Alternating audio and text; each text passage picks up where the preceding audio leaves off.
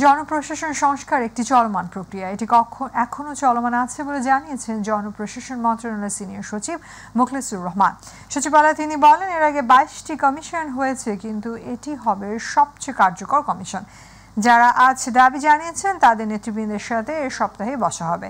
দ্রুত কমিয়ে এনে সমাধানের দিকে যেতে হবে। এই সরকারকে সবার সহযোগিতা করতে হবে। 31 ডিসেম্বর পর্যন্ত যে কেউ সুপারিশ দিতেই পারে। কিভাবে সব স্থিতিশীল রেখে সামনে এগোনো যায় তাই হচ্ছে লক্ষ্য। এই কাজগুলো সুষ্ঠু সুন্দরভাবে করতে পারি।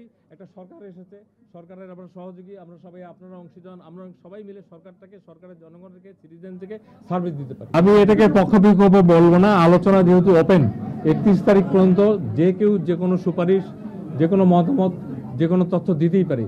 এটাই অংশ হিসেবে আজকে আমরা এটা পেলাম, এবং আরও দরকার লাগলে আরও কনস্ট্রাকটিভ ওয়ে, আলটিমেটলি তো এটা একটা স্ট্রাকচার ওয়েতে সুপারিশটা করা হবে। এখন তো 1 লক্ষ লোক যদি অনলাইনে দিয়ে থাকে, এটাকে স্ট্রাকচার করতে হবে না, এটা একটা সাইন্টিফিক মেথড, গুগল মেথডে করতে হয়।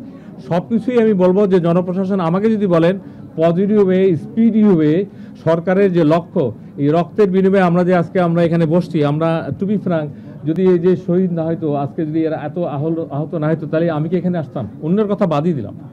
তো সেইটাকে মাথায় রেখে, সেটাকে মূল্য দিয়ে এই সরকারকে কতটুকু স্থিতিশীল রেখে জনস্বার্থে জনগণকে নিয়ে আগানো যায়, এটাই আমার লক্ষ্য।